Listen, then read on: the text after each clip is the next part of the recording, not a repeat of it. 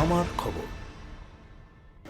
তারাপীঠের বেসরকারি হোটেলে ভয়াবহ অগ্নিকাণ্ড ঘিরে চাঞ্চল্য ছড়িয়েছে। ভয়াবহ অগ্নিকাণ্ডের ফলে এখনো পর্যন্ত 7 জন আবাসিকের মৃত্যু হয়েছে বলে জানা যাচ্ছে। ঘটনায় আরও বেশ কয়েকজন আহত হয়েছেন। আজ সকালে তারাপীঠ থানার অদূরে পুকুরপাড় এলাকায় অবস্থিত বিদিশিনী নামে একটি বেসরকারি হোটেলের গ্রাউন্ড ফ্লোরে আচমকায় আগুন লাগে। মুহূর্তের মধ্যে আগুনের লেলিহান শিখা ও ঘন ধোঁয়া হোটেলের বিভিন্ন অংশে ছড়িয়ে পড়ে। আতঙ্কে ছুটোছুটি শুরু করেন হোটেলে থাকা আবাসিকরা। খবর পেয়ে দ্রুত ঘটনাস্থলে পৌঁছায় দমকলের একটি ইঞ্জিন। দীর্ঘ চেষ্টার পর আগুন নিয়ন্ত্রণে আনা সম্ভব হয়। একই সঙ্গে তারাপীঠ ও রামপুরহাট থানার পুলিশ ঘটনাস্থলে পৌঁছে উদ্ধার কাজ শুরু করে। দমকল ও পুলিশের যৌথ তৎপরতায় হোটেলের ভিতরে থাকা আহত ও দগ্ধ আবাসিকদের উদ্ধার করা হয়। তাদের দ্রুত রামপুরহাট গভর্নমেন্ট মেডিকেল কলেজ ও হাসপাতালে পাঠানো হয়। শেষ খবর পাওয়া পর্যন্ত 7 জনের মৃত্যু হয়েছে। প্রাথমিকভাবে দমকলের অনুমান ইলেকট্রিক শর্ট সার্কিট থেকেই আগুনের সূত্রপাত হয়ে থাকতে পারে। যদিও অগ্নিকাণ্ডের প্রকৃত কারণ এখনও নিশ্চিত নয়। গোটা ঘটনার তদন্ত শুরু করেছে পুলিশ ও দমকল। মৃত ও আহতদের পরিচয় এখনও সম্পূর্ণভাবে জানা যায়নি। মর্মান্তিক এই ঘটনায় তারাপীঠ জুড়ে তীব্র চাঞ্চল্য ও শোকের ছায়া নেমে এসেছে।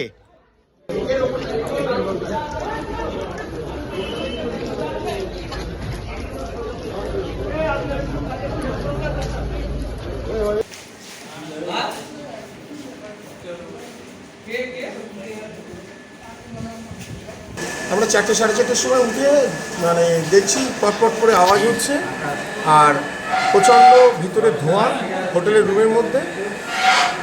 বাইরে বেরোনোর চেষ্টা করছি, আমি গ্রাউন্ড ফ্লোরে ছিলাম রিসেপশনের পিছনে। বেরোনোর চেষ্টা করছি, তখন দেখছি আগুনের লেলিহান শিখা ঘরের মধ্যে প্রবেশ করছি। কে কে ছিলেন? আমি, আমার 10 বছরের 2টো বাচ্চা, ওয়াইফ, আর আমার বোন এক ঘরে, আর এক বোন আর মা এই যে অসুস্থ ভর্তি আছে আর এক ঘরে। ওনাকে কি আগুন লেগেছে? না, কোনো আগুন হয়নি। ওর সব ওই ধোঁয়ায় দম আটকে ছিল। 45 মিনিট পর থানা থেকে রেস্কিউ করে বের করেছি। আমরা বাথরুমের মধ্যে আটকে ছিলাম। বাথরুমের মধ্যে ঢুকে সমস্ত দরজা বন্ধ করে যাতে ধোঁয়াটা বাথরুমে না আসে দিয়ে জল চালিয়ে দিয়ে বাথরুমের উপরে যে কাঁচ ছিল ওই কাঁচটাকে ভেঙেছি হাত দিয়ে ওই জায়গা দিয়ে একটু নিঃশ্বাস নেওয়ার চেষ্টা করেছি বেঁচে থাকার জন্য। জাস্ট বাইরে বেরিয়ে কি দেখলেন? হোটেলের অবস্থা কেমন? হোটেলের সব শেষ, রিসেপশন সব শেষ, ধুলির সাথে একদম কিচ্ছু নেই। আমি বেশি দেখতে পাই না, মাকে নিয়ে চলে এসেছি। কোথা থেকে এসেছেন আপনি? আমি কলকাতা থেকে। প্রথমত হয়েছিল ভোরের দিকে, ওই 4:30 নাগাদ হঠাৎ করে আমাদের যে এনসিবি আছে, এসির যে এনসিবিগুলো সেগুলো হঠাৎ করে বাস্ট করার সঙ্গে সঙ্গে নাইট গার্ড উঠে যায়। নাইট গার্ড উঠে যেয়ে সঙ্গে সঙ্গে দেখে ওখানে আগুন জ্বলতে শুরু করে। যে ছেলেগুলো ছিল তাদেরকে সঙ্গে সঙ্গে ডাকে। আমাদের যেগুলো ফায়ারের এক্সটিংগুইশ আছে 5-6টা সঙ্গে সঙ্গে যেগুলো রিসেপশনে থাকে সমস্ত কিছু ভেঙে দেয়। আমাদের যে ফায়ারের কানেকশানগুলো আছে জলের সেগুলো খুলে দেয়। কিন্তু ততক্ষণে যে ফাইবারের যে অফিস ডেকোরেশনের জন্য যে ফাইবারের ডেকোরেশন ছিল সেই মধ্যে আগুন ধরে যায়। ফাইবার পুড়তে শুরু করে। আমাদের অফিসের লোক বেরোয়ে সঙ্গে সঙ্গে বাইরের থেকে ফায়ারের করে সঙ্গে সঙ্গে ফায়ারের গাড়ি এসে আগুন নিভিয়ে যায়। আগুন আরেকটা আসে, কিন্তু তার যে ধোঁয়া, সেই ধোঁয়া একবার 5তলা পর্যন্ত যেতে শুরু করে। এবং তার ধোঁয়ার জন্য যারা আগুন আতঙ্কে যখন আমাদের যে বেলগুলো থাকে সেটা ভাঙা হয়, কাঁচের যে বেলগুলো ভাঙা হয়, বেল ভেঙে দিয়েছে। সঙ্গে সঙ্গে বাইরের যারা ভিতরের লোক ছিল তারা অ্যালার্টমেন্ট হয়ে গেছে, বেরোতে শুরু করার পর তারা ধোঁয়ার মধ্যে পড়ে যায়। ধোঁয়ার মধ্যে পড়ে অনেকে আতঙ্কিত হয়ে যায়। অনেকে এক্সিট থেকে যে আলাদা গেট আছে আরেকটা, সেটা খুঁজে পায় না, কারণ সবাই অন্ধকার হয়ে গেছে। কালো এমসিপি মেন মিটার নামিয়ে দেওয়া হয়েছে, তারা কোন দিকে রাস্তা সেটাও জানে না। 2টো সিঁড়ি থাকে, একটা আলাদা এক্সিস্টিং সিঁড়ি আছে, সেই রাস্তাটাও খুঁজে পায়নি।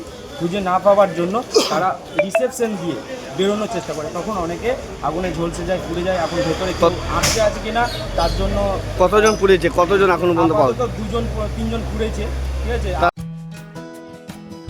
বাসন্তী দেবী গাঙ্গুলি ফাউন্ডেশনের বৃদ্ধাবাস সেবা করাটাই মূল উদ্দেশ্য আমাদের। তাই অশীতিপর বৃদ্ধাদের পরম যত্নে আগলে রাখছি আমরা। রয়েছে অন্ন, বস্ত্র এবং সুচিকিৎসার ব্যবস্থা। ঠিকানা Kalikapur colony, ward number 22, Bolpur. সাক্ষাৎ ও পরিদর্শনের সময় সকাল 10টা থেকে দুপুর 1টা পর্যন্ত। বিস্তারিত জানতে 7063472820 এই নম্বরে যোগাযোগ করুন। দেখতে চোখ রাখুন আমাদের ফেসবুক ও ইউটিউব চ্যানেলে।